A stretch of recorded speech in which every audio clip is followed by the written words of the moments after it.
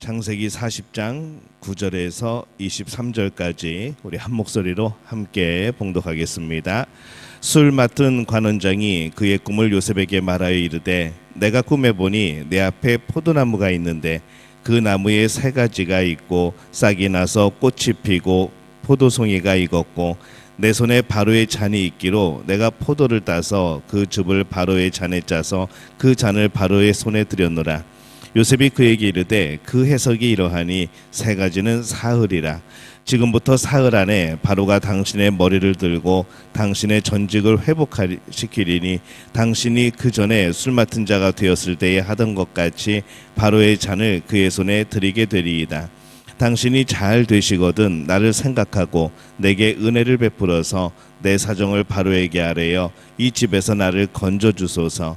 나는 히브리 땅에서 끌려온 자요 여기서도 옥에 갇힐 일은 행하지 아니하였나이다. 떡 굽는 관원장이 그 해석이 좋은 것을 보고 요셉에게 이르되 나도 꿈에 보니 흰떡 세 광주리가 내 머리에 있고 맨 윗 광주리에 바로를 위하여 만든 각종 구운 음식이 있는데 새들이 내 머리의 광주리에서 그것을 먹더라. 요셉이 대답하여 이르되 그 해석은 이러하니 새 광주리는 사흘이라. 지금부터 사흘 안에 바로가 당신의 머리를 들고 당신을 나무에 달리니 새들이 당신의 고기를 뜯어 먹으리이다 하더니 제3일은 바로의 생일이라. 바로가 그의 모든 신하를 위하여 잔치를 베풀 때에 술 맡은 관원장과 떡 굽는 관원장에게 그의 신하들 중에 머리를 들게 하니라.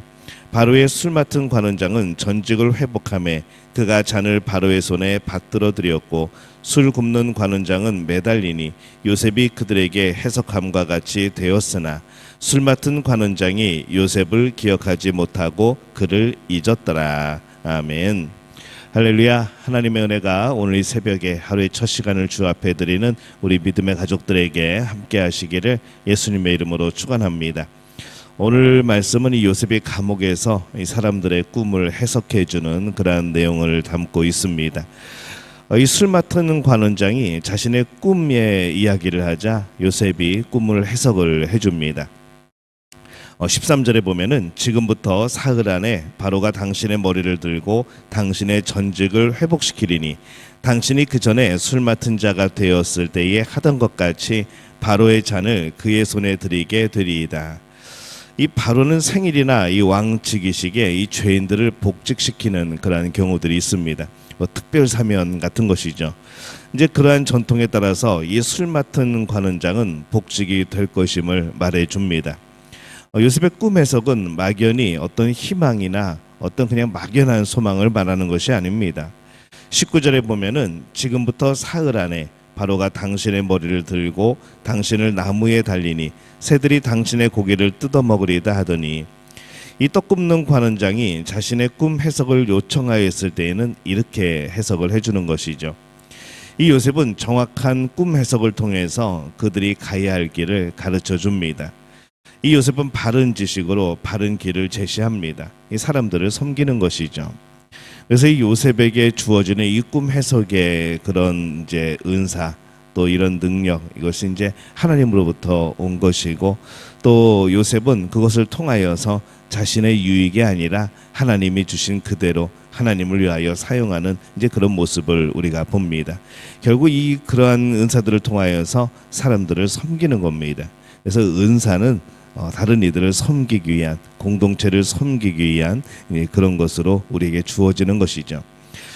요셉은 지금 억울하게 감옥에 있습니다. 그래서 14절에 보면은 당신이 잘 되시거든 나를 생각하고 내게 은혜를 베풀어서 내 사정을 바로에게 아뢰어 이 집에서 나를 건져 주소서라고 부탁을 합니다.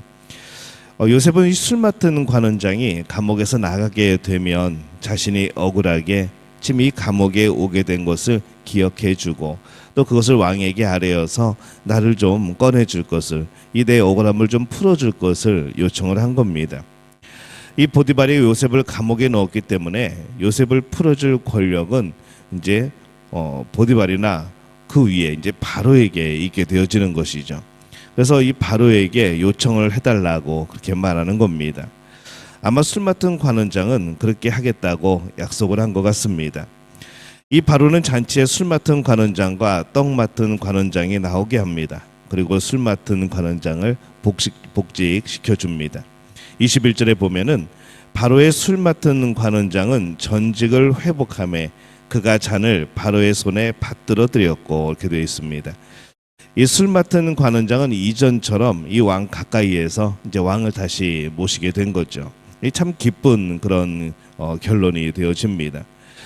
감옥에 있는 요셉도 그 소식을 들었을 것이고, 그리고 내심 아마 기대를 했을 겁니다.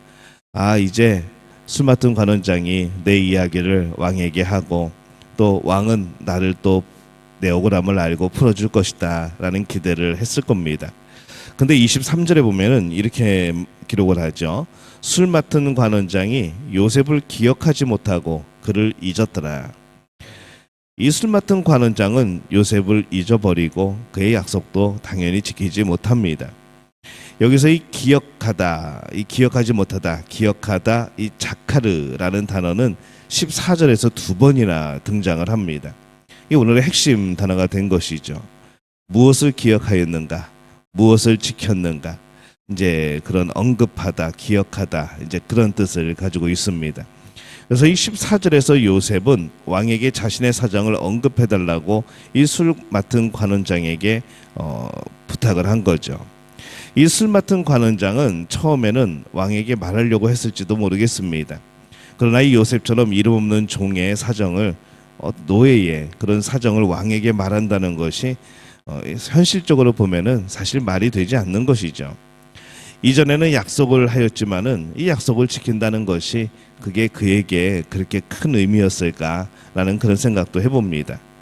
그것은 왕에게 너무 작은 일이었기 때문에, 이 술 맡은 관원장에게 있어서도 너무 작은 일이었기 때문에 시간이 가면서 그냥 잊어버리게 된 것이죠. 한편 요셉은 이 술 맡은 관원장이 약속을 지키기를 기다리고 또 기다렸을 겁니다. 이제 복직이 되었으니까 내 문제가 해결이 되겠지라고 생각을 했을 수 있습니다. 자신의 억울한 사정을 마음에 긍휼히 여기는 마음을 가지고 자신의 사정을 바로에게 말해주고, 그러면 이 바로가 무엇인가 재조사를 하거나 아니면 풀어주지 않을까, 하루 이틀 처음에는 기대를 가지고 기다렸겠죠. 그러나 이 결국 좋은 소식은 오지 않았습니다. 그때 이 요셉의 마음이 어떠하였을까 생각을 해봅니다. 한 줄기 희망이었던 이 술 맡은 관원장의 그런 이야기. 근데 뭐 전혀 아무런 소식도 없고 낙심이 되어지고 아마 그랬을 겁니다. 그리고 자그마치 2년이 지나갑니다. 이 요셉이 지나간 2년을 생각해 보면은 어떤 마음이었을까라는 생각을 해보는 거죠. 어쩌면 또 지옥 같은 그런 생활을 하게 되었을까, 어떤 희망도 없는 절망인 상태, 이제 그렇게 지내지 않았을까. 근데 그는 지옥 같은 2년이 아니고 여전히 활기찬 2년을 또 감옥에서 보낸 것 같습니다. 그의 감옥에서의 생활은 어쩌면 수많은 사람들을 만나게 되고 또 헤어지고, 어떤 이들은 죽고 어떤 이들은 살아나고, 그러면서 그 이후에 감옥에서 나가서 이 애굽의 총리로 그가 통치할 때에 가질 수 있었던 인맥들과 또 가질 수 있었던 지혜들, 그리고 결국 2년 후에 좋은 소식을 만나게 되어지는 그러한 과정에 그는 있었던 것이죠. 어떻게 2년을 활기차게 보낼 수 있었을까 생각을 해봅니다. 어떻게 견뎠을까? 비록 술 맡은 관원장이 그의 은혜를 잊어버렸지만 요셉의 입장에서는 술 맡은 관원장을 온전히 섬긴 겁니다. 그리고 최선을 다한 것이죠. 때문에 요셉은 그것으로 충분한 겁니다. 우리가 베푸는 사랑이 사랑받는 것으로 돌아온다면 가장 이상적이겠죠. 사랑을 주고 사랑을 받고. 하지만은 세상이 항상 그렇지는 않습니다. 사랑하였지만 미움으로 돌아오기도 하는 것이 또 우리들의 살아가는 세상입니다. 이때 중요한 것은 계속 사랑하는 거죠. 우리의 의무는 사랑하는 겁니다. 사랑받는 것은 내 몫이 아니라 다른 사람의 몫이다 라고 생각하면은 오히려 우리는 마음이 편한 것이죠. 예수님께서 우리를 향하여서 십자가에 못 박혀 돌아가시고 우리에게 사랑을 베푸신 것은, 이거 사랑받는 것은 우리의 몫인 겁니다. 예수님은 그 사랑한 것으로 아마 만족하셨을 겁니다. 그리고 우리는 오늘 그 사랑으로 인하여서 오늘을 살아가게 되어지는 것이죠. 근데 우리가 이렇게 살아가면서 정말로 예수님의 은혜가, 그 십자가가 나를 위한 것임을 기억하고 깨닫는다면 또 우리는 예수님을 사랑하게 되어지는 것이죠. 요셉의 감옥에서의 생활을 오늘 우리는 봅니다. 그는 열심히 섬겼습니다. 그가 술 맡은 관원장의 꿈을 해석해주며 섬긴 거죠. 그러나 이 술 맡은 관원장은 요셉의 사랑에 합당하지 않은 행동을 보였고 결국 잊어버렸습니다. 그러나 그가 요셉을 잊은 것이 요셉의 몫은 아닙니다. 그 요셉은 그 이후에도 여전히 사랑하며 살아가고 있는 거죠. 사랑을 받으면 더욱 좋지만은 그것은 우리의 몫은 아니라는 생각이 듭니다. 우리는 나의 몫으로서 사랑하는 것을 배우는 것이죠. 사랑하였다면 사랑받기까지는 못하여도 이미 우리의 할 일은 다 한 겁니다. 그래서 우리 믿음의 가족들이 늘 사랑하는 것에 초점을 두고 살아가시기를 바랍니다. 사랑받으면 더 좋겠지만은 그러면 가장 이상적인 것이겠지만은 우리가 사랑받는 것까지는 아니래도 사랑할 수 있다면, 서로 그렇게 사랑할 수만 있다면, 나의 몫을 담당할 수 있다면 그 사랑이 흐르고 흘러서 넘치고 넘쳐서 돌고 돌아서 결국 나에게까지 이르게 되는 것이 되지 않을까라는 생각을 해봅니다. 우리가 공동체 안에서 서로 사랑한다는 것, 이것은 사랑받기보다 사랑하는 것이 초점이 되어야 됩니다. 그렇다 보면은 결국 우리 모두가 사랑하게 되어지지 않겠습니까? 우리 믿음의 가족들이 오늘 이 요셉의 모습을 보면서 그가 섬기는 것이 자기의 몫이라는 것을 생각하고 살아가는 것을 보면서 우리도 섬기고 또 우리도 사랑하며 우리의 몫을 다하는 우리 믿음의 가족들이 되어지시기를 예수님의 이름으로 축원합니다.